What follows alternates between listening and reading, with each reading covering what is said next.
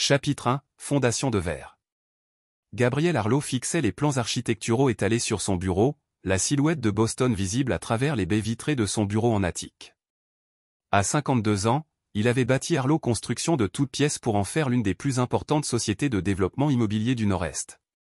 Pas mal pour un enfant qui a grandi dans un parc à caravanes en Pennsylvanie rurale. Monsieur Arlot, votre femme a rappelé. Son assistante, Teresa, se tenait sur le seuil. Elle s'enquérait du don à l'université Westridge. Gabriel hocha la tête sans lever les yeux des plans. Et dites-lui que je m'en occuperai à mon retour. Le don à Westridge était devenu un sujet de discorde quotidien. La date limite de dépôt des dossiers de sa fille Kimberly approchait et sa femme Veronica le pressait d'augmenter leur cotisation. Kimberly était déterminée à Westridge. Rien d'autre ne pouvait faire l'affaire et Veronica lui avait clairement fait comprendre qu'il n'était pas question d'échouer. Lorsque Gabriel s'engagea dans l'allée circulaire de leur manoir de Bécon ce soir-là, il sentit un poids familier peser sur ses épaules. La maison, une maison en grès brun du 19e siècle qu'il avait personnellement rénovée, avait autrefois été sa fierté, un symbole de son parcours. Maintenant, elle ressemblait à une prison magnifiquement décorée. Il trouva Veronica dans la cuisine, tapant furieusement sur son téléphone. À 48 ans, elle restait d'une beauté saisissante, ses cheveux blonds étant entretenus avec soin, sa silhouette svelte grâce à des entraînements quotidiens rigoureux avec son entraîneur personnel, David. « Voilà, dit-elle sans lever les yeux. As-tu appelé Howard pour augmenter le don ?» Gabriel se versa 2 doigts de whisky. « Je t'avais dit que 400 000, c'était déjà excessif. » Les ongles manucurés de Veronica cessèrent de claquer. « Blake et Patricia Tornon donnent 1 million pour que leur fils puisse entrer. » 1 million, Gabriel. Les Tornins peuvent se permettre de mettre le feu, répondit Gabriel. De toute façon, les notes et les activités extrascolaires de Kimberly devraient parler d'elles-mêmes. Ne sois pas naïf, rétorqua Veronica. Le doyen Landry a clairement indiqué, lors de la soirée de charité du mois dernier, que Westridge attendait des enfants de donateurs majeurs qu'ils deviennent des étudiants héritiers. C'est ainsi que fonctionne le monde. Doyen Philippe Landry. Ce nom à lui seul faisait grincer des dents Gabriel. L'universitaire s'était attiré les bonnes grâces de l'élite de Boston, dont Veronica, qui siégeait désormais à 3 comités universitaires présidés par Landry. « Où est Kimberly ?» demanda Gabriel, changeant de sujet. À l'étage, stressé par sa dissertation d'admission, ce qui ne serait pas le cas si tu avais simplement passé ce coup de fil. Gabriel soupira et monta à l'étage, passant devant la chambre de sa fille cadette, Abigail. Contrairement à sa sœur, Abby, 16 ans, était recroquevillée avec un livre, ses cheveux noirs, comme les siens, lui tombant sur le visage. Elle avait aussi sa nature attentionnée. Parfois, Gabriel se demandait si elle était la seule personne dans cette maison à le voir. « Dis donc, papa, dit-elle en levant les yeux. « Dis donc, ma fille. Tout va bien ?» Abby hésita. Maman et Kim se disputaient encore à propos de la fac. « Qu'est-ce qu'il y a ?» Abby haussa les épaules. Kim était au téléphone avec quelqu'un. Elle semblait contrariée que quelque chose ne se passe pas comme prévu. Puis maman entra et ils commencèrent à chuchoter. Gabriel sentit ce picotement familier à la base de son cou. Celui qui l'avait maintenu en vie pendant ses 4 missions chez les Rangers avant de commencer sa vie civile. Celui qui lui disait que quelque chose n'allait pas, « Merci de me l'avoir dit », dit-il doucement. « Dors un peu. » Gabriel continua le couloir jusqu'à la chambre de Kimberly et frappa à la porte ornée d'un panneau « Défense d'entrée ». Ce qui lui fit une réponse irritée. Gabriel entra et trouva sa fille de 18 ans entourée de papiers froissés. Son ordinateur portable était ouvert sur une dissertation à moitié écrite. « Je vérifie juste la candidature, dit-il. » Kimberly ne leva pas les yeux. « Maman dit, tu es difficile à propos du don. »« Je suis raisonnable à ce sujet. » Il corrigea. « 400 000 $, c'est important. »« Les Thornton, ce n'est pas nous, » interrompit Gabriel. « Ta mère semble oublier que j'ai bâti cette entreprise pierre par pierre. Je ne dépense pas d'argent à tout va pour impressionner les gens. » Kimberly le regarda enfin. Ses yeux bleus, si froids et dédaigneux, ressemblaient à ceux de sa mère. Bref. Le doyen Landry avait déjà pratiquement promis à maman que j'entrerais. Le cou de Gabriel se crispa à nouveau. Vraiment ? Et pourquoi ferait-il ça ? Parce que maman est importante pour l'université, dit Kimberly en haussant les épaules. Elle travaille avec lui sur presque tout. Elle vit pratiquement à son bureau ces derniers temps. Gabriel hocha lentement la tête. J'en suis sûr. Cette nuit-là, pendant que Véronica dormait, Gabriel était assis dans son bureau à la maison, à consulter ses relevés bancaires. Au cours des 6 derniers mois, Véronica avait transféré près de 80 000 $ de son compte joint vers son compte personnel, par tranches juste assez petites pour éviter de déclencher ses alertes. Les virements intervenaient toujours après les réunions de son comité. Gabriel prit son téléphone et appela un numéro qu'il n'avait pas utilisé depuis des années. « C'est Arlo », dit-il lorsque la ligne fut établie. « J'ai encore besoin de vos services. » Chapitre 2, Ombre et murmure. Ray Booker avait été l'observateur de Gabriel en Afghanistan et dirigeait désormais une entreprise de sécurité privée qui se lançait parfois dans des enquêtes pour les bons clients. En moins d'une semaine, il apporta une enveloppe en papier craft au bureau de Gabriel. « Tout y est », dit Ray, le visage buriné et sombre. « Désolé, mon frère. » À l'intérieur se trouvaient des photos de Véronica et du doyen Philippe Landry entrant dans sa résidence privée sur le campus, s'enlaçant dans sa voiture, dînant dans un restaurant isolé de Provincetown. Les horodatages révélaient une tendance remontant à près de 18 mois. Il y a plus, dit Ray en désignant une deuxième série de documents. Landry a utilisé sa position pour solliciter des dons auprès des parents, mais seulement la moitié environ de cet argent arrive sur les comptes universitaires. Le reste disparaît sur des comptes offshore. Gabriel examine les preuves et Véronica semble impliquée. Elle a assisté à des réunions de donateurs exclusives que Landry organise dans sa maison de vacances du Vermont. D'après les documents financiers, elle a reçu au moins 200 000 $ de pots de vin. Gabriel repensa aux paroles de Kimberly. Le doyen Landry avait déjà promis à maman que j'entrerais. Et la candidature de ma fille? Ray hésita. Il y a des preuves que Landry a déjà décidé de rejeter sa candidature malgré ce qu'il dit à votre femme.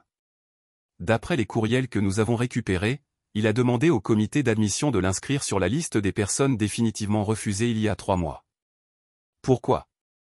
Si Véronica est impliquée dans ces manigances, il semble qu'il s'agisse d'un moyen de pression.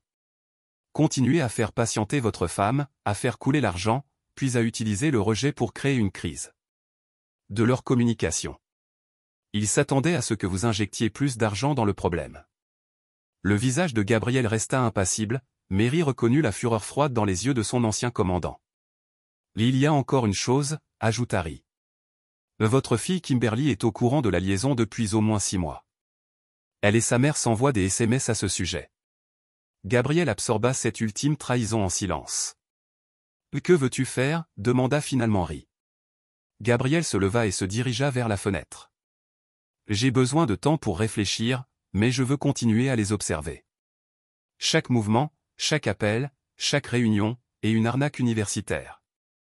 On en a assez pour aller dénoncer les autorités. Pas encore, dit Gabriel. Je veux comprendre exactement jusqu'où ça va. Alors que Ray partait, Gabriel sortit un petit carnet de son bureau. Il contenait les noms et numéros de téléphone de personnes de son passé. Des personnes qui lui devaient des faveurs, des personnes aux compétences spécialisées, des personnes qui opéraient dans des mondes auxquels Véronica n'aurait jamais imaginé qu'il ait accès. Ce soir-là, au dîner, Gabriel observa sa famille d'un œil neuf. Véronica parla des événements universitaires. Kimberly se plaignit du stress de sa candidature, et seul Abby sembla remarquer son silence inhabituel.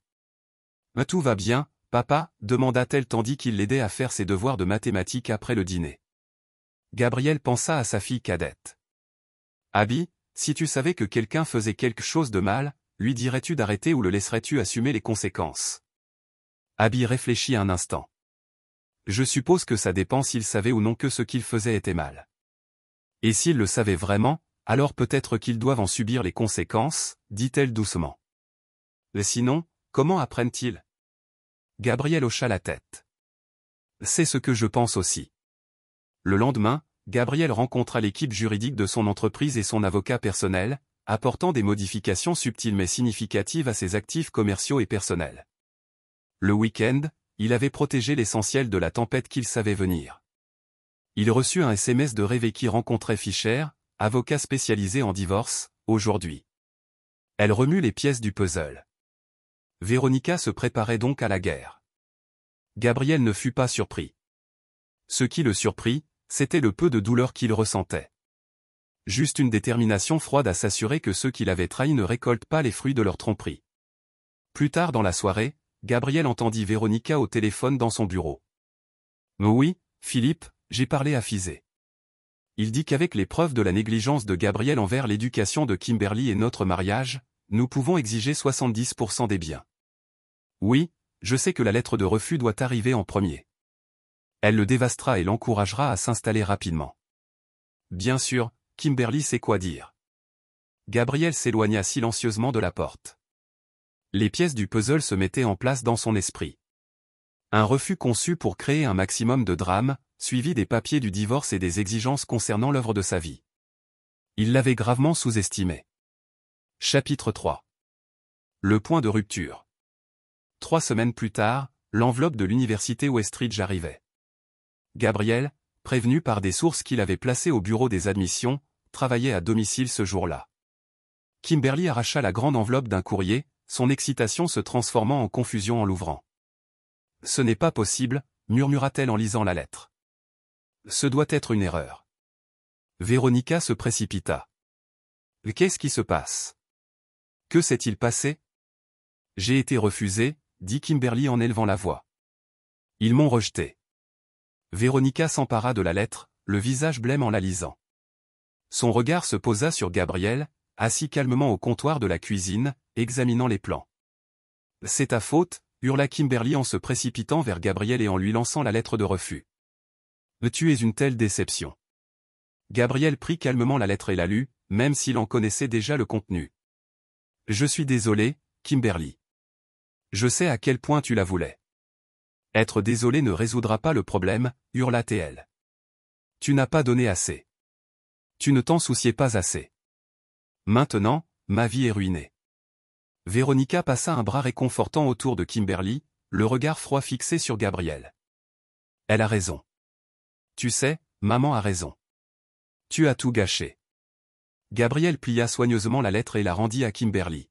« Peut-être que Dean Landry pourra expliquer cette décision, vu votre proximité. » Une lueur de panique traversa le visage de Véronica. « Qu'est-ce que cela signifie? »« Rien, » dit Gabriel d'une voix douce. « Juste que vous travaillez ensemble sur tant de comités. » Véronica serra les dents. « Kim, monte.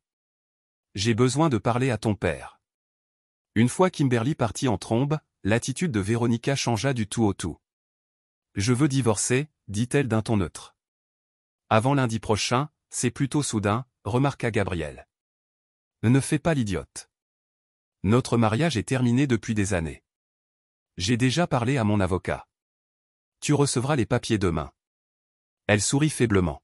« Fischer pense que je mérite au moins les 2/3 de tout. » Vu ta négligence, Gabriel se leva lentement. « Négligence? Ton travail constant? Ton incapacité à soutenir correctement l'éducation de Kimberly?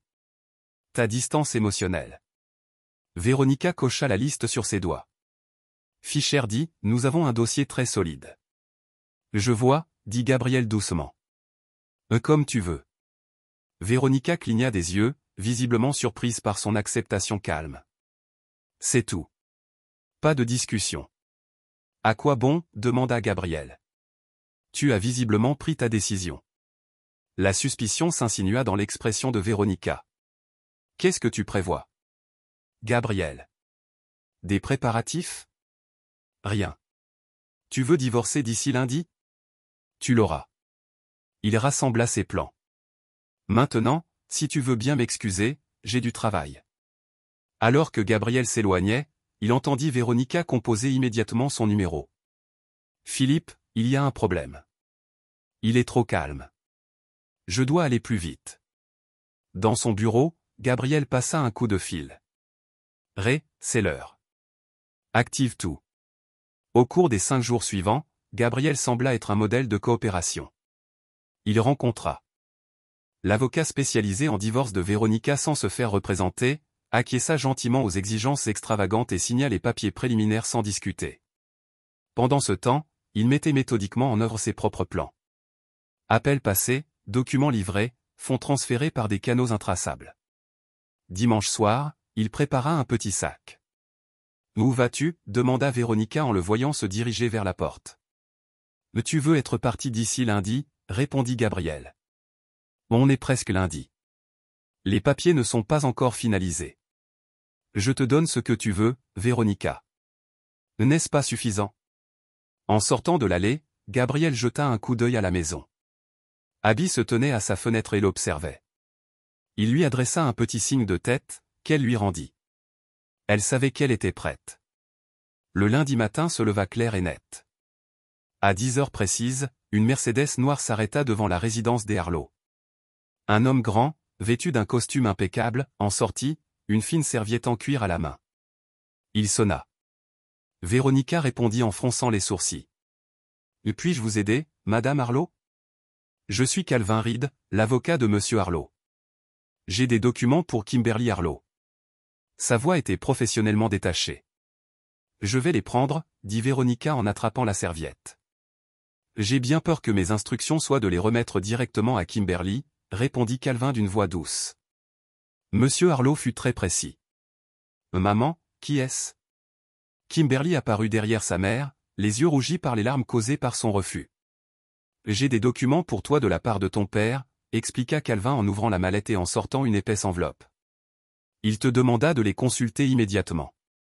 Kimberly prit l'enveloppe d'un air renfrogné. Peu importe. Plus de déception, j'en suis sûr. Elle la déchira dans l'entrée et en sortit une pile de papier. En commençant sa lecture, son visage passa de la colère à la confusion, puis au choc. Ses joues se colorèrent et ses mains se mirent à trembler. « Mais Kim, qu'est-ce qu'il y a » demanda Véronica. Kimberly leva les yeux vers sa mère, l'horreur au regard. Puis ses genoux fléchirent et elle s'effondra au sol, les papiers s'éparpillant autour d'elle. « Mais que diable » Véronica se pencha pour ramasser les documents, son visage blanchissant à la vue de leur contenu. Elle leva les yeux vers Calvin Reed, qui l'observait passivement.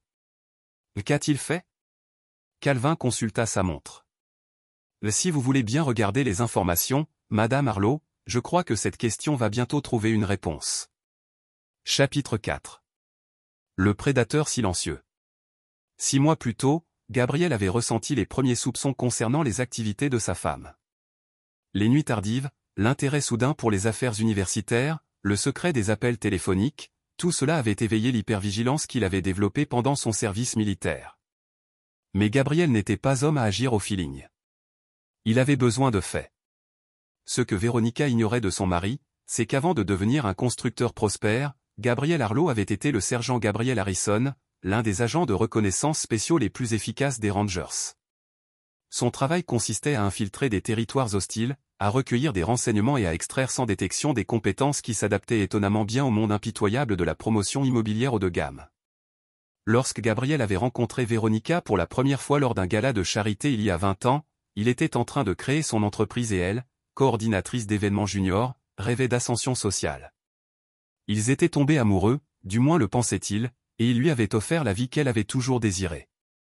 Leur fille était née, et Gabriel s'était consacré à ce qu'elle ne connaisse jamais la pauvreté et l'incertitude de sa propre enfance. Maintenant, assis dans l'appartement quelconque qu'il avait discrètement entretenu pendant des années comme un refuge privé, Gabriel examinait les preuves rassemblées par Ray sur l'ampleur de la trahison de Véronica et Landre. Les murs de l'appartement étaient couverts de photos, de documents financiers et de transcriptions de conversations. On aurait dit les salles de planification de missions de son temps dans l'armée. Au centre se trouvait un tableau blanc avec les principaux acteurs identifiés. Véronica et Landry, bien sûr, mais aussi divers membres du conseil d'administration de l'université, des parents fortunés et des contacts bancaires offshore. Un coup frappé à la porte interrompit ses pensées. Ray entra, suivi de Monroe Sullivan, l'avocat de longue date de Gabriel et la seule personne à connaître tous ses plans d'urgence. L'audit de l'université est terminé, dit Monroe en posant un épais dossier sur la table. Comme on s'en doutait, Landry dirigeait ce complot depuis près de 5 ans. Plus de 30 familles ont payé les admissions, environ 60% de l'argent ayant été détourné vers des comptes privés. Et les membres du conseil d'administration, demanda Gabriel. 3 étaient certainement impliqués, 2 fermaient les yeux, et les autres étaient vraiment ignorants, répondit Ray. Le président, Andrew Bennett, semblait être dans l'ignorance la plus totale. Gabriel acquiesça. Et ma demande spéciale. Monroe eut un léger sourire. Nous avons retrouvé les évaluations initiales du dossier de candidature de Kimberly. Avant l'intervention de Landry, elle avait été recommandée pour l'admission sur la base de ses propres mérites. Il l'avait personnellement placée dans la liste des refus. Gabriel serra les dents. La trahison le blessa plus profondément qu'il ne l'avait imaginé. Landry avait rejeté Kimberly, non seulement pour faire pression sur Veronica, mais aussi pour nuire délibérément à une jeune femme innocente à son profit. Nous avons également confirmé que Veronica détournait des fonds de ses comptes joints depuis près de 3 ans, poursuivit Monroe. Près de 1,2 million de dollars au total, cachés sur un compte à son nom de jeune fille. Et Kimberly? À quel point était-elle impliquée? Gabriel posa la question sur son visage, sans rien laisser transparaître de la douleur que cette question lui causait. Rit, mal à l'aise, remua. Elle était au courant de la liaison depuis le début. Des textos suggéraient que Landry avait promis de prendre soin de son avenir et d'être son nouveau père une fois tout réglé. Gabriel assimila cela en silence, puis se tourna vers le 3e tableau blanc qui détaillait sa contre-attaque. La première phase était terminée. Il a déclaré que les biens étaient sécurisés et que la fiducie pour Abby était intouchable. Qu'en est-il de la remise des preuves? Tout est prêt. Monroe confirma. Calvin livrera les documents personnels à votre domicile demain à 10 heures. Les preuves financières seront présentées au conseil d'administration de l'université à 10h15 et la conférence de presse du procureur est prévue à 11h. Gabriel acquiesça et Abby dit que Margaret viendrait la chercher à l'école comme prévu. Ray le rassura, faisant référence à la sœur de Gabriel qui vivait dans le Maine. Elle ne serait pas là pour les conséquences. Gabriel regarda l'horloge. Dans moins de 24 heures, la vie que Veronica avait planifiée et machinée s'effondrerait complètement. Il n'en ressentait aucune joie. Juste la froide certitude que justice serait faite. Il y a encore une chose, dit Ray avec hésitation. On a trouvé quelque chose que tu devrais voir. Il tendit à Gabriel une petite clé USB. C'était dans les dossiers privés de Landry. Ça concerne ton père. Gabriel fronça les sourcils. Son père était mort d'alcoolisme alors qu'il n'avait que 14 ans, le laissant se débrouiller seul jusqu'à ce qu'il soit en âge de s'engager. Qu'est-ce que Landry pouvait bien avoir sur lui? La vidéo le montrait au lit avec Veronica, mais c'est leur conversation qui glaça le sang de Gabriel. Il n'en a toujours aucune idée, demanda Landry en caressant les cheveux de Veronica. Aucune? Veronica rit. Gabriel est si fier de s'être construit à partir de rien, après une enfance tragique avec un père alcoolique. Il ne s'est jamais demandé pourquoi j'avais suggéré Westridge pour Kimberly. Parce que son père y a été jardinier pendant 20 ans, sourit Landry. Avant que je le vire pour avoir bu au travail, ce qui l'a poussé à boire encore plus et a fini par le tuer, conclut Veronica. C'était poétique que sa petite-fille veuille tant y aller et qu'il n'ait jamais fait le lien avec ce nom. Le père de Gabriel était Harrison, pas Harlow. Gabriel a changé de nom quand il s'est engagé. Il voulait un nouveau départ. Il ignore que tu es l'homme qui a détruit son père. Gabriel ferma l'ordinateur portable, l'air indéchiffrable. Je suis désolé, dit Ray doucement. On peut ajuster le plan si. Non, interrompit Gabriel. Ça ne change rien pour demain, mais ça change ce qui vient après. Ses amis échangèrent des regards inquiets, mais Gabriel s'était déjà retourné vers les barres blancs, ajoutant une petite touche à la 3e phase de son plan. De l'autre côté de la ville, Veronica finalisait ses propres plans, inconsciente du piège qui se refermait sur elle. Elle avait rencontré Landry à leur fête habituelle à l'hôtel, le champagne déjà au frais. Fischer dit que la capitulation totale de Gabriel est suspecte. Elle l'a dit à Landry alors qu'il se prélassait dans la suite de l'hôtel. Il pense que Gabriel cache peut-être des actifs. Landry balaya ses inquiétudes d'un geste de la main. Mes sources dans son entreprise disent qu'il était distrait, déconcentré. Cet homme est Veronica, brisé. Il a construit toute son identité autour du rôle de mari et de père parfait. Sans cela, il n'est rien. Pourtant, je ne l'ai jamais vu abandonner sans se battre. Il sait qu'il est perdu. D'ici une semaine, vous aurez le contrôle de la plupart de ses biens. J'aurai mené l'enquête universitaire sur le rejet et nous pourrons commencer à planifier notre avenir. Landry remplit leur verre. À notre intention, Veronica sourit et tint son verre contre le sien.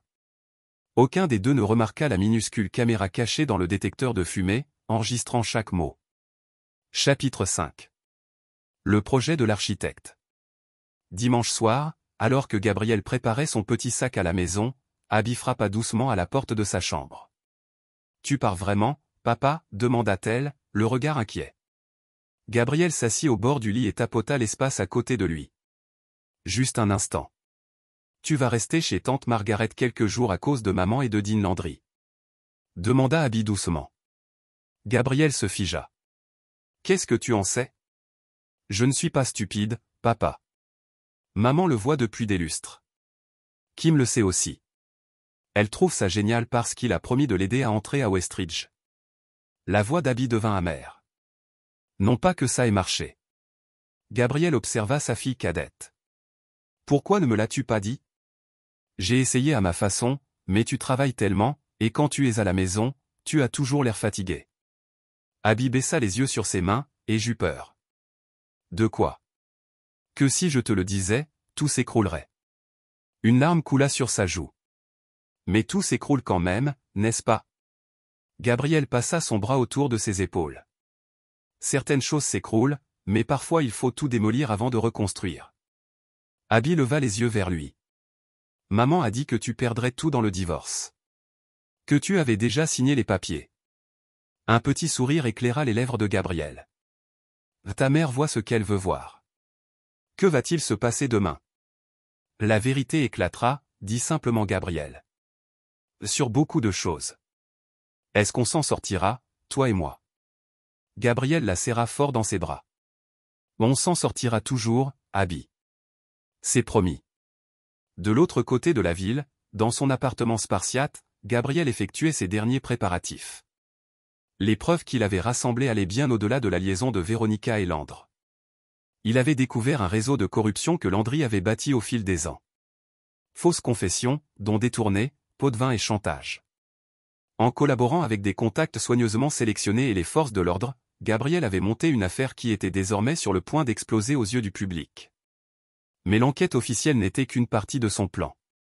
Gabrielle avait appris depuis longtemps que le véritable pouvoir ne résidait pas dans la richesse ou le statut, mais dans le savoir et la préparation. Alors que Véronica pensait le dépouiller de ses biens, elle ignorait totalement que Gabrielle avait passé les 5 dernières années à bâtir discrètement une entité commerciale distincte sous un nom différent, transférant la propriété de ses biens les plus précieux par une série de manœuvres juridiques complexes que même Fizet, malgré son instinct de requin, ne parviendrait jamais à démêler. Les papiers du divorce que Gabrielle avait si gentiment signés étaient sans valeur. Soigneusement rédigés par Monroe pour paraître légitimes, ils contenaient de subtiles failles juridiques qui les rendraient inapplicables. Lorsque Véronica le découvrirait, le reste de son plan serait déjà bien en cours. Mais l'arme la plus dévastatrice de Gabrielle était l'information. Il documentait chaque aspect de la liaison de Véronica et Landry, leurs intrigues financières et, plus accablant encore, leur complot délibéré visant à utiliser Kimberly comme un pion. C'était la preuve que Calvin fournirait le lendemain, garantissant que Kimberly comprenne exactement comment sa mère et son futur père l'avaient manipulée. Gabrielle ne se faisait aucune illusion, cela ramènerait Kimberly à son camp. Elle avait choisi sa voie, mais elle méritait de connaître la vérité sur les personnes qu'elle avait choisies plutôt que lui. Quant à Landry, la vengeance de Gabrielle était plus profonde. L'homme avait non seulement volé sa femme et corrompu sa fille, mais avait apparemment joué un rôle dans la chute de son père des décennies plus tôt. C'était une dette que Gabrielle comptait recouvrer intégralement. Le lundi matin arriva et Gabrielle observa le déroulement des événements depuis le poste de commandement qu'il avait installé dans son appartement. Plusieurs écrans diffusaient des flux d'actualité, des images de caméras de sécurité de son domicile et une retransmission en direct de la salle de réunion d'urgence du conseil d'administration de l'université, où Monroe présentait les preuves de la corruption de Landry. À 10 heures précises, Calvin Reed livra l'enveloppe à la résidence Harlow. Gabrielle regarda Kimberly l'ouvrir et s'effondrer sur le champ grâce à la vidéosurveillance. Les documents contenaient non seulement des preuves de la trahison de sa mère, mais aussi des transcriptions de conversations où Landry et Véronica discutaient de l'utilisation des rêves universitaires de Kimberly comme moyen de pression contre Gabrielle. À 10h15, le conseil d'administration de l'université reçut son propre dossier accablant. Gabrielle avait veillé à ce que le président Bennett reçoive un briefing privé 1 heure plus tôt, lui laissant le temps de se préparer à la crise qui allait engloutir l'institution. À 10h30, Véronica commença à appeler Landry avec frénésie, mais son téléphone tomba directement sur la messagerie vocale. Il était alors déjà dans le bureau du président, confronté aux preuves de ses crimes. À 11 heures, comme promis, le procureur tint une conférence de presse annonçant une enquête d'envergure sur des fraudes aux admissions, des pots de vin et des détournements de fonds à l'université Westridge, le doyen Philippe Landry étant désigné comme principal suspect. À midi, Véronica avait appelé son avocat 17 fois, de plus en plus désespérée à mesure qu'elle prenait conscience que son avenir soigneusement construit se désintégrait. Et à 22 heures, alors qu'elle tentait d'accéder au fonds de règlement du divorce qu'elle espérait, elle découvrit que tous les comptes étaient gelés en attendant l'enquête sur son rôle dans les manigances de Landry. Gabrielle observa le tout avec le détachement d'un stratège accompli voyant ses plans exécutés à la perfection. Mais ce n'était que le début. Chapitre 6. Ligne de faille. Les gros titres ont fait l'effet d'une bombe. Le doyen de l'université Westridge arrêté dans un scandale d'admission massif. Une personnalité mondaine de Boston impliquée dans une affaire de corruption universitaire. Des millions de dons détournés. Des dizaines d'admissions compromises. En fin d'après-midi, Véronica s'était enfermée dans la chambre principale, refusant de répondre aux appels innombrables d'anciens amis et connaissances, soudain désespérés de prendre leur distance. Kimberly, bouleversée par les révélations des documents de Gabrielle, s'était réfugiée chez une amie. Seul Abby était resté calme, récupéré à l'école par sa tante comme prévu, à l'abri du cirque médiatique qui s'était abattu sur la résidence Harlow. À 16 heures, le téléphone de Gabrielle sonna. L'écran affichait le nom de Véronica. « Où es-tu » demanda-t-elle, la voix tremblante de rage. « Que as-tu fait ?»« Je n'ai rien fait d'autre que révéler la vérité », répondit Gabrielle d'un ton neutre. « Ils disent que je serai accusé de complicité. » Fizé m'a laissé tomber comme client. « Nos comptes sont gelés. »« Pas les nôtres », corrigea Gabrielle. « Vos comptes, ceux dans lesquels vous avez investi de l'argent pendant des années. » Véronica resta silencieuse un instant. « Depuis combien de temps le saviez-vous ?»« Assez longtemps. »« Pensiez-vous vraiment que je ne le remarquerais pas ? Que je ne me protégerais pas ? Vous avez tout détruit. » Elle hurla. « Ma réputation, mon avenir. Vous les avez détruits vous-même, Véronica. Je me suis juste assuré que tout le monde puisse voir ce que vous aviez fait. Et Kimberly ? Avez-vous pensé à ce que cela lui ferait ? » La voix de Gabrielle se durcit. Kimberly a choisi son camp en décidant de participer à vos manigances. Elle a 18 ans, assez âgée pour en comprendre les conséquences. Espèce de salaud sans cœur. Vous avez toujours été froid. C'est l'histoire que vous vous racontez, demanda Gabrielle d'un ton doux. Que je vous ai poussé à me trahir, à utiliser notre fille comme un pion, à me voler pendant des années. Je veux parler face à face, dit Véronica, son ton prenant soudain une tournure presque conciliante. On peut encore arranger ça, Gabrielle. Pour le bien de la fille. Il n'y a rien à arranger, Véronica. C'est fini. Tu ne peux pas gâcher 20 ans de mariage. Je ne l'ai pas fait, dit Gabrielle. Toi, si. Au revoir, Véronica. Il raccrocha et se tourna vers Ray, qui avait écouté la conversation. Là, elle va essayer de me retrouver. Fais en sorte que ça n'arrive pas, Ray hocha la tête. Et Landry ? Gabrielle, regarde sa montre. Il devrait savourer sa première nuit en détention. A-t-il déjà appelé son avocat ? Oui, mais écoute, l'avocat le laisse tomber aussi. On dirait que personne ne veut être associé à cette affaire. Gabrielle s'autorisa un petit sourire. Parfait. Et une université. Le président Bennett a convoqué une réunion générale pour demain matin. Il paraît qu'ils vont annoncer une refonte complète du processus d'admission et un audit complet de tous les dons des 5 dernières années. Bien. Qu'en est-il des autres familles impliquées ? La plupart coopèrent avec les autorités, prétextant avoir subi des pressions ou ne pas avoir compris ce qui se passait. Ray renifla. Les riches ne pensent jamais que les règles s'appliquent à eux. Gabrielle se tourna vers les écrans, observant ces journalistes continuer à affluer devant son domicile, malgré les mesures spéciales prises. Le sujet arrivera à l'endroit indiqué à 21 heures. Gabrielle hocha la tête. J'y serai. À 21 heures précises, Gabrielle était assis seul dans une salle privée de l'hôtel Arborcide. La porte s'ouvrit et Andrew Bennett, président de la West University, entra. « Monsieur Harlow » dit Bennett en lui tendant la main. « Merci de m'avoir accueilli », Gabrielle fit un geste vers la chaise en face de lui. « Asseyez-vous, s'il vous plaît », Bennett semblait épuisé, le poids du scandale se lisant sur les nouvelles rides de son visage. Je tiens à m'excuser personnellement pour ce qui est arrivé à la candidature de votre fille. Nous examinons tous les refus de Landre et nous enverrons de nouvelles lettres de décision d'ici la fin de la semaine. J'apprécie cela, a dit Gabriel, mais ce n'est pas pourquoi je vous ai demandé ici. Je suppose que non, côté Bennett. Votre avocat a mentionné que vous aviez une proposition pour l'université. Gabriel a glissé un dossier sur la table. À l'intérieur, vous trouverez la documentation d'une fiducie que j'ai établie, 100 millions de dollars à utiliser spécifiquement pour les bourses pour les étudiants issus de horizons défavorisés. Les yeux de Bennett s'écarquillèrent. C'est extrêmement généreux, mais je n'ai pas fini, Gabriel a interrompu. La confiance est livrée avec des conditions. Tout d'abord, l'argent dépend d'une restructuration complète du service des admissions avec de nouveaux protocoles de surveillance que je vais aider à concevoir. C'est inhabituel, mais compte tenu des circonstances, je pense que le conseil d'administration serait d'accord. Deuxièmement, je veux une enquête officielle sur les pratiques d'embauche de Philippe Landry au cours de la dernière décennie, en particulier ses décisions de licenciement. Bennett fronça légèrement les sourcils. Puis-je demander pourquoi? Raison personnelle, a déclaré Gabriel catégoriquement. Les informations que vous découvrez me seront fournies.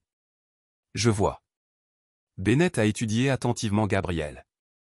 Et la troisième condition, la fiducie sera nommée d'après mon père, Walter Harrison. Il a travaillé comme gardien de terrain à Westridge pendant 20 ans avant que Landry ne le licencie. La compréhension est apparue sur le visage de Bennett. Harrison, je me souviens de Walter. Il a été lâché avant de devenir président. Je ne savais pas qu'il était ton père. Peu de gens le font. J'ai changé mon nom lorsque je me suis enrôlé. L'expression de Gabriel est restée impassible. Avons-nous un accord? Bennett a considéré l'offre. Une dotation de 0,0 million de Inde contribuerait grandement à réparer les dommages à la réputation de Westridge. Et les conditions, bien que inhabituelles, n'étaient pas déraisonnables compte tenu des circonstances. Nous le faisons, a déclaré enfin Bennett. Je le présenterai au tableau demain, mais je ne peux pas imaginer qu'ils refuseront. Bon. Gabriel se leva, indiquant que la réunion était terminée. Mon avocat sera en contact avec les détails. Alors que Bennett partit, Gabriel s'est laissé un moment de satisfaction. Le fonds de bourse d'études Harrison garantirait que le nom de son père vivait dans l'institution qu'il avait mis de côté tout en servant simultanément de rappel permanent à l'université de la corruption qu'ils avaient hébergée. Pendant ce temps, à travers la ville, Philippe Landry était assis dans une cellule de détention. Son monde s'est effondré autour de lui. Son avocat l'avait abandonné. Ses actifs étaient gelés et les preuves contre lui étaient écrasantes. Alors que la nuit tombait, un garde s'approcha de sa cellule. « Landry, vous avez un visiteur. » Landry leva les yeux avec un peu de chance. « Mon nouvel avocat ?» Le garde eut un sourire narquois. « Je n'ai pas dit, j'ai juste dit que c'était important. » Landry a été conduit à une salle de consultation privée où un homme qu'il n'avait jamais vu auparavant. « Qui êtes-vous » demanda Landry. L'homme sourit froidement. « Mon nom n'est pas important. Je représente ici Gabriel Harlow. » Landry pâle. « Que veut-il » Il voulait que je transmette un message. L'homme a glissé une photo sur la table. « Reconnaissez-vous cet homme » Landry baissa les yeux sur l'ancienne photographie d'un gardien de terrain dans un uniforme de Westridge. Vaguement, et lui? Son nom était Walter Harrison. Vous l'avez licencié il y a 15 ans pour avoir bu pour un travail. Alors, qu'est-ce que cela a à voir avec quoi que ce soit? Walter Harrison était le père de Gabriel Harlow. Vous avez détruit sa vie, et maintenant son fils a détruit le vôtre. L'homme se tenait. Monsieur Harlow voulait que vous sachiez qu'il considère que cela le premier épisode de la dette que vous lui devez. Le visage de Landre est drainé de couleur. Premier épisode? Qu'est-ce que cela signifie? L'homme sourit à nouveau, froid et professionnel. Cela signifie que Monsieur Harlow ne fait que commencer. Chapitre 7. Les ascenseurs du voile. 2 jours après la rupture du scandale, Gabriel s'est assis en face de Kimberly dans un coin calme d'un café loin de l'attention des médias. Elle avait l'air terrible. Les yeux rouges colmés, les cheveux non lavés, portant les mêmes vêtements dans lesquels elle avait fui la maison. « Pourquoi vouliez-vous me voir » demanda-t-elle, sa voix Pour vous assurer de comprendre ce qui se passe ensuite, répondit Gabriel, glissant un dossier mince sur la table. À l'intérieur, vous trouverez des documents pour une fiducie que j'ai établie à votre nom. Il contient suffisamment d'argent pour terminer vos études dans n'importe quelle université qui vous acceptera, ainsi que les frais de subsistance pendant 5 ans. Kimberly regarda le dossier sans le toucher. Pourquoi voudriez-vous faire cela? Après tout. Parce que tu es ma fille, dit simplement Gabriel. Mais ne vous y trompez pas, c'est la dernière chose que tu recevras jamais de moi. Tu m'abaissais. La voix de Kimberly a craqué. Je ne me connaissais jamais vraiment. Alors qu'il se tenait pour partir, Kimberly le regarda. Tu me détestes? Gabriel s'arrêta. Non, Kimberly. Je ne te déteste pas. Je ne te fais pas confiance. Et dans mon monde, la confiance une fois brisée ne peut jamais être réparée. Il s'éloigna, laissant sa fille aînée le regardant. Enfin, comprendre l'homme qu'elle avait si sous-estimé catastrophiquement. Pendant ce temps, Veronica était assise dans le bureau de Monroe Sullivan face à la sinistre réalité de sa situation. Les procureurs offrent un accord, a expliqué Monroe. En échange de témoignages contre Landry et les autres responsables de l'université impliqués, ils recommanderont la probation au lieu de la prison. Et si je ne coopère pas, Veronica a demandé, alors ils poursuivront les sanctions maximales de fraude, de détournement de fonds et de complot. Vous regardez 8 à 10 ans. Veronica, fermez les yeux. Et le divorce? Il n'y aura pas de divorce, Monroe a dit à plat. Et compte tenu de votre situation juridique actuelle, je ne recommanderais pas de le poursuivre davantage. Donc, je suis toujours marié avec lui après tout. Techniquement, oui. Cependant, je ne compterai pas sur la réconciliation. Le ton de Monroe était sec. En ce qui concerne votre situation financière, tous les actifs conjoints ont été en attente. Les fonds que vous avez transférés sur vos comptes privés ont été saisis comme preuve. Sur quoi suis-je censé vivre? Gabriel a autorisé une allocation mensuelle qui couvrira les nécessités de base. C'est plus généreux que vous ne méritez à mon avis. Le sang-froid soigneusement entretenu de Veronica a finalement fissuré. Il a planifié tout cela, non? Il savait exactement ce qui se passait et nous a mis un piège à nous tous. Monroe la considérait froidement. Monsieur Harlow est un homme méthodique. Il donne aux gens toutes les chances de faire la bonne chose, mais lorsqu'il est trahi, il garantit que les conséquences sont appropriées. Dites-lui que je veux parler. S'il vous plaît, je vais transmettre votre demande, mais je ne retiendrai pas votre souffle. Comme Monroe l'avait prédit, Gabriel n'avait aucun intérêt à parler avec Veronica. Au lieu de cela, il s'est concentré sur la reconstruction de sa vie. Lui et Abby ont emménagé dans une nouvelle maison dans une autre partie de Boston, loin des souvenirs et de l'attention des médias continus. L'histoire était devenue une nouvelle nationale avec Gabriel décrit alternativement comme un mari lésé prenant une vengeance justifiable ou un opérateur impitoyable qui avait détruit sa propre famille. Gabriel a ignoré la couverture, se concentrant plutôt sur une prochaine phase de son plan. Landry est resté en détention, incapable de porter la caution substantielle par un juge qui avait examiné les preuves écrasantes contre lui. L'enquête universitaire découvrait plus de corruption de jour en jour, et l'accord de Veronica avec les procureurs se produisait, garantissant qu'elle fournirait un témoignage accablant contre son ancien amant. Mais Gabriel n'était pas satisfait. La justice par le biais des chaînes officielles n'était qu'une partie de ce qu'il recherchait. Le reste passerait par d'autres moyens. 3 semaines après la rupture du scandale, Gabriel a reçu un appel d'Andrew Bennett. Nous avons terminé l'enquête sur les pratiques d'embauche et de licenciement de Landry comme vous l'avez demandé. Le président de l'université a déclaré, les résultats sont dérangeants. J'écoute, répondit Gabriel. Il semble que Landry a systématiquement retiré les employés qui remettent en question ses méthodes ou qui il perçoit comme des menaces. Votre père n'a pas été licencié pour boire au travail. Il a été licencié parce qu'il a vu Landry en acceptant tranquillement. Des années de service fidèle à Westridge. Oui, en fait. Réalisation. Nous aimerions lui offrir une place dans la classe de l'année prochaine si elle est intéressée. Gabriel s'arrêta, étant donné que cela devrait être la décision de Kimberly. Je vais m'assurer qu'elle reçoit l'offre.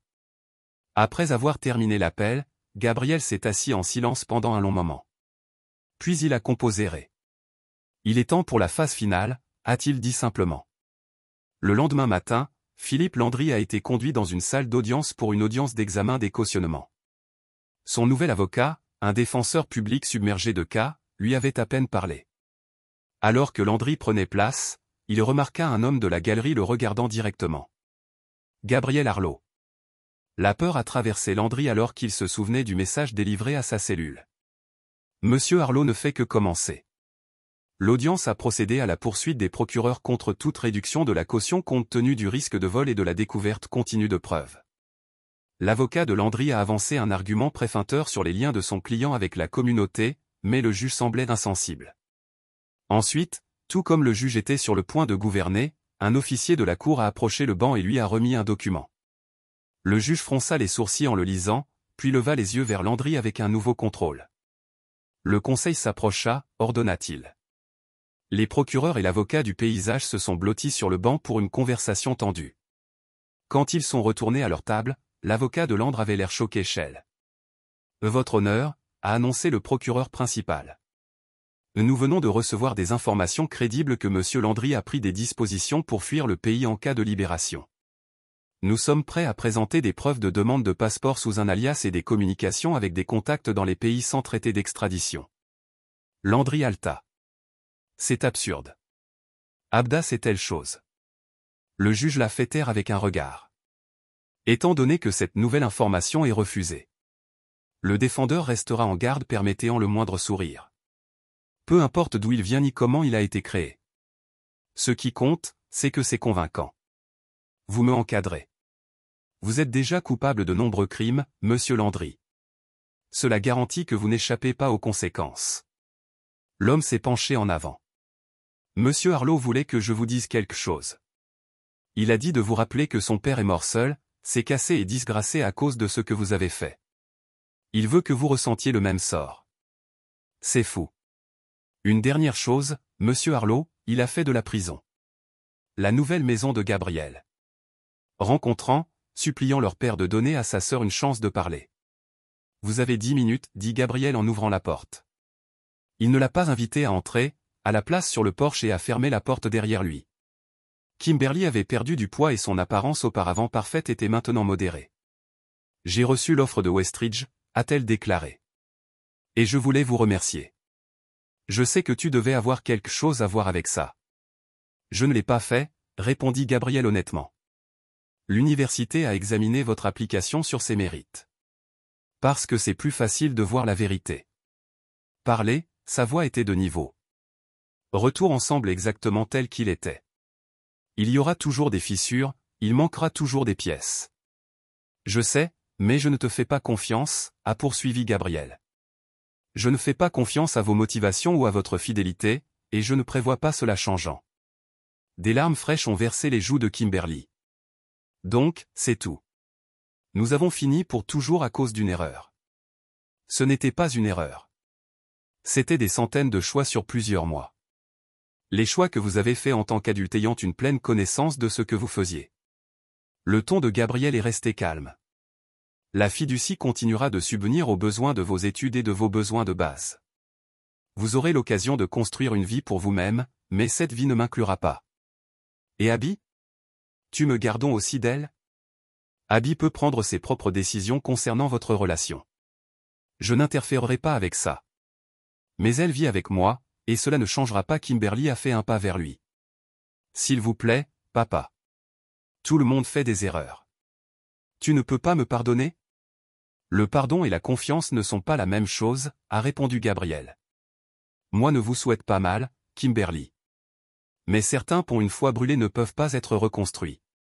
Il se retourna et retourna à l'intérieur, fermant fermement la porte derrière lui.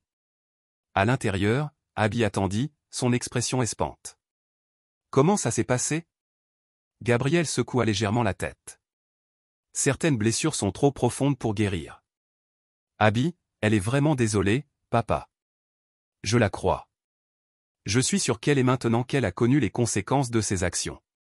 Gabriel posa une main douce sur l'épaule de sa fille cadette. Vous pouvez maintenir la relation avec elle que vous voulez. C'est votre choix, mais le mien est fait. Pendant ce temps, la coopération de Véronica avec les autorités avait conduit à un accord de plaidoyer qui l'a maintenu hors de prison, mais la laissait en ruine financièrement et socialement ostracisée. La femme qui avait déjà été un élément de la société d'élite de Boston vivait maintenant dans un petit appartement soutenu par l'allocation que Gabrielle a fourni juste assez pour empêcher le dénuement mais loin du luxe auquel elle s'était habituée. Ses tentatives de contacter Gabrielle avaient toutes été repoussées. Monroe avait clairement indiqué que bien que Gabrielle ne poursuivrait pas le divorce à l'heure actuelle, une décision calculée qui l'empêchait de faire des réclamations sur ses actifs, il a considéré leur mariage de toutes les manières significatives. Quant à Landry, sa situation était devenue de plus en plus désastreuse.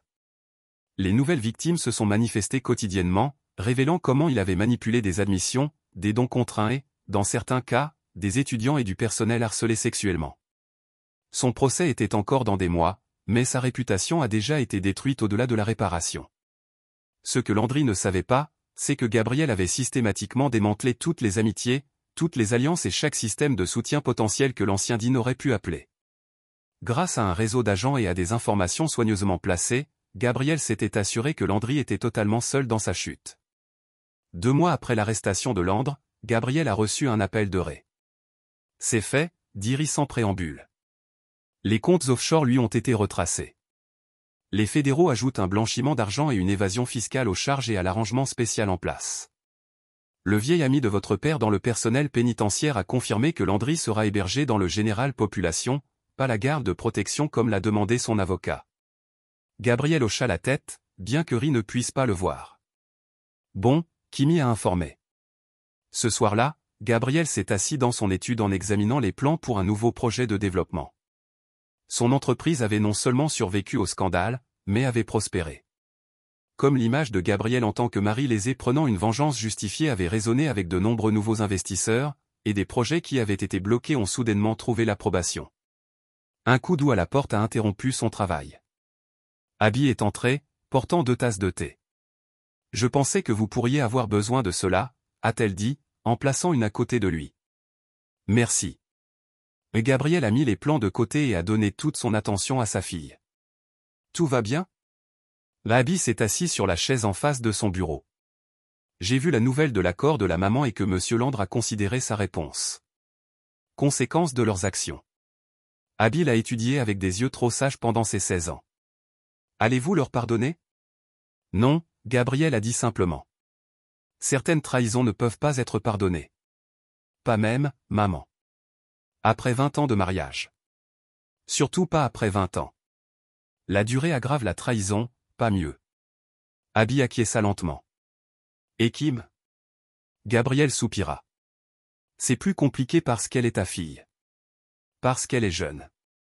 Elle a fait des choix terribles, mais elle a le temps d'apprendre d'eux. Les yeux de Gabrielle se ramollissent légèrement. Je ne lui souhaite pas mal, Abby. J'espère qu'elle construit une bonne vie, mais cette vie ne m'inclura pas. Cela semble dur. Cela peut sembler le cas, mais d'après mon expérience, le maintien de relations avec des personnes qui ont trahi, vous n'invitez que davantage de trahison. Gabrielle a pris une gorgée de son thé. Je préfère la clarté. Ceux auxquels j'ai confiance, je protège absolument. Ceux qui trahissent cette confiance sont complètement retirés de ma vie. Est-ce ainsi que vous avez toujours été, avant même que cela ne se produise, Gabrielle? Considérez la question. Peut-être pas toujours, mais c'est qui je suis maintenant. Abby se leva et venait autour du bureau, faisant un câlin serré à son père. Eh bien, je ne te trahirai jamais, alors tu es coincé avec moi pour toujours. Gabrielle la serra dans ses bras, un sourire rare adoucissant ses traits. Je compte dessus. Chapitre 9. L'héritage de l'architecte. 1 an plus tard, Philippe Landry se tenait devant le juge pour la condamnation. Le procès avait été une formalité. Les preuves contre lui si écrasantes que même son nouvel avocat cher embauchait avec des fonds mystérieusement provenant de la défense efficace. Il avait été reconnu coupable de tous les chefs d'accusation. Fraude, détournement de fonds, corruption, obstruction de la justice et falsification des témoins. Avant de prononcer la peine, a déclaré le juge, le défendeur souhaite-t-il faire une déclaration? Landry rose brisé. Une fois impeccablement soigné, il avait maintenant l'air hagardé et vaincu. Votre honneur, je veux exprimer mes remords les plus profonds pour mes actions. J'ai perdu de vue mes responsabilités en tant qu'éducateur et nous épargne la performance, monsieur Landry. Le juge a interrompu. Vos remords apparaissent directement proportionnels à la probabilité de conséquences graves, et non à une véritable reconnaissance du préjudice que vous avez causé. Le juge a mélangé les papiers devant lui. Philippe Landry, cette cour vous condamne à 12 ans de prison fédérale sans possibilité de libération conditionnelle pendant au moins 8 ans. De plus, vous êtes condamné à payer une restitution d'un montant de 4,3 millions de dollars aux victimes de vos régimes. Alors que Landry était conduit dans les menottes, il jeta un coup d'œil à la galerie et se figea. Là, le regardant passivement, assis Gabriel Arlot. Leurs yeux se sont rencontrés brièvement avant que Gabriel ne se lève et ne sortît. Son entreprise s'est terminée à l'extérieur du palais de justice. Gabriel a trouvé Ry l'attendant. C'est fait, dit simplement Gabriel. 12 ans, c'est long, a observé Ray en se dirigeant vers la voiture d'attente. Pas assez longtemps, répondit Gabriel. Mais ce n'est qu'une partie de sa phrase. La restitution financière. Gabriel sourit finement. Cela est la connaissance qu'il servira son temps dans un établissement où plusieurs détenus ont des griefs personnels contre ceux qui abusent des postes d'autorité sur les jeunes. Je comprends qu'ils sont très désireux de faire sa connaissance. Ray regarda son vieil ami. Vous ne m'avez jamais dit exactement ce qui s'est passé avec votre père. Non. Gabriel a accepté. Je n'ai pas.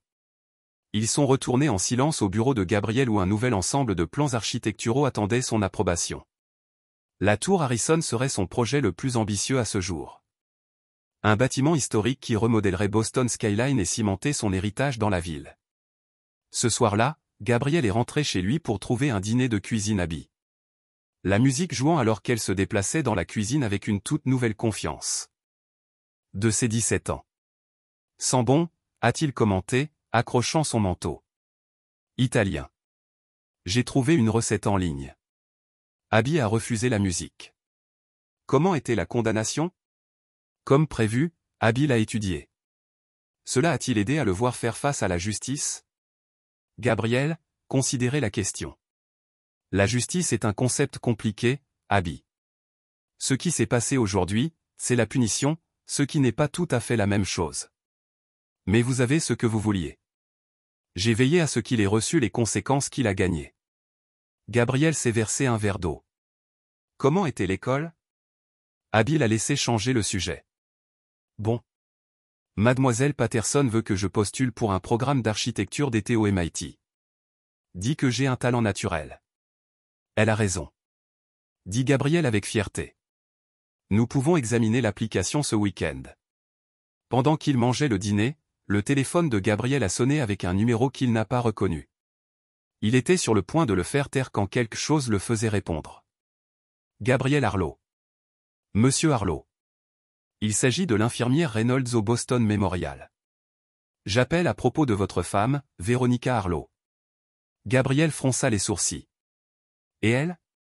Elle a été admise à la suite d'une tentative de suicide. Vous êtes répertorié comme son contact d'urgence. Pendant un moment, Gabriel n'a rien dit. Alors quel est son état? Stable. Elle récupérera physiquement, mais les médecins recommandent une évaluation psychologique et un traitement. Je vois. Et pourquoi m'appelez-vous spécifiquement? Monsieur, son assurance a été refusée. Sans couverture, l'hôpital ne peut assurer la stabilisation d'urgence qu'avant la libération. Gabriel a immédiatement compris que la Stanton Gandhi a fourni que Véronica était suffisante pour les frais de subsistance de base, mais pas pour une assurance maladie complète. Cet appel ne portait pas sur son bien-être. C'était une question de paiement. Je vais demander à mon avocat de contacter l'hôpital demain concernant les finances, a déclaré Gabriel froidement. Mais pour être clair, alors que je m'assurerai que les factures soient payées, je n'ai aucun intérêt à visiter ou à être plus impliqué. Monsieur, elle a spécifiquement demandé à vous voir. Les médecins pensent que cela pourrait être important pour son rétablissement. Mon implication ne contribuerait pas positivement à son rétablissement. L'infirmière Reynolds, bonsoir, Gabriel a raccroché, conscient d'Abby le regardant avec inquiétude. Maman, demanda-t-elle tranquillement. Gabriel hocha la tête. Elle est à l'hôpital. Elle ira bien. Que s'est-il passé? Elle a pris une autre mauvaise décision. Le ton de Gabriel a clairement indiqué qu'il ne serait pas plus élaboré. Voulez-vous lui rendre visite? Abby le considérait. Pas vraiment. Est-ce terrible? Non, c'est honnête. Gabriel atteignit la table et serra la main. Nous ne pouvons pas guérir les blessures des autres, Abby. Surtout quand ils continuent de les rouvrir. Plus tard dans la soirée, Gabriel s'est assis dans son étude en examinant les chiffres finaux de la première année du Harrison Scholarship Fund. 20 étudiants issus de horizons défavorisés avaient reçu des bourses complètes à Westeridge avec le mentorat et le soutien au logement inclus. C'était peut-être la seule bonne chose à venir de toute l'affaire Trier. Son téléphone bourdonnait d'un texte de Kimberly. J'ai fait la liste de Dean. Je pensais que vous voudrez peut-être savoir. Gabriel regarda le message pendant un long moment avant de répondre. Bon travail. Ce n'était pas le pardon ou la réconciliation, mais c'était la reconnaissance du plus qu'il pouvait offrir. Le lendemain matin, Gabriel se tenait à la fenêtre de son bureau, regardant la ville qu'il avait aidé à construire. Au loin, la construction avait commencé sur la tour Harrison. Le nom de son père ornerait désormais non seulement un fonds de bourse, mais un point de repère qui représenterait des générations. Monroe est entré, portant un dossier. Les documents de l'hôpital sont terminés. Véronica recevra le traitement dont elle a besoin, mais votre nom a été supprimé de toute la documentation. En ce qui concerne l'installation, vous êtes simplement un bienfaiteur financier, pas un membre de la famille. Merci, Gabriel a dit, en prenant le dossier. Une autre question ? Les documents de divorce sont préparés comme demandé. Nous pouvons déposer chaque fois que vous êtes prêt. Gabriel hocha la tête. Après la nouvelle année, laissez-la passer le traitement en premier. Monroe haussa un sourcil. Une décision étonnamment compatissante. Pas de compassion. Gabriel a corrigé. Pragmatisme. Le dépôt maintenant ne ferait qu'une nouvelle crise pour qu'elle puisse se fixer. Mieux vaut attendre qu'elle soit assez stable pour le gérer rationnellement. Comme vous le souhaitez. Monroe hésita. Il y a encore une chose. Russell Landry a apparemment eu des difficultés en prison. Il a demandé le transfert de protection pour la 3e fois. Jusqu'à présent, toutes les demandes ont été refusées. Un sourire froid a touché les lèvres de Gabriel. Comme c'est malheureux pour lui. Certains pourraient dire que vous avez pris votre vengeance assez loin, Gabriel. Certains pourraient. Gabriel se tourna vers la fenêtre. Ces gens n'ont jamais eu à regarder leur père se boire à mort après avoir tout perdu. Monroe soupira. Soyez juste prudent. La vengeance a une façon de consommer celle qui le cherche. Il ne s'agit plus de vengeance, Monroe. Il s'agit de justice. Mon père n'a jamais eu le sien. J'équilibre simplement les échelles. Après le départ de Monroe, Gabriel est retourné à son bureau et a sorti une vieille photo. Son père dans un uniforme de terrain de Westridge University, souriant fièrement avec un Gabriel beaucoup plus jeune à côté de lui. Il l'a placé soigneusement à côté d'un rendu de la tour Harrison. Nous l'avons fait, papa, dit-il tranquillement. Et nous avons construit quelque chose qu'ils ne peuvent pas démolir. Son téléphone a sonné, réappelant avec des mises à jour sur leur nouveau projet. Gabriel a répondu, son esprit se tournant déjà vers l'avenir. Le passé a été réglé. Les dettes ont été payées. Ceux qui l'avaient trahi avaient fait face à leurs calculs. Gabriel Harlow avait reconstruit sa vie selon ses propres conditions. Sans pardon, sans compromis, dans les ruines de la trahison, il avait construit quelque chose de plus fort, plus résilient, un héritage qui durerait longtemps après que la douleur s'était estompée en mémoire. Et cela, réfléchit-il en discutant des plans de sa prochaine création, était la vengeance la plus complète de tous. Et là, vous l'avez. Une autre histoire prend fin.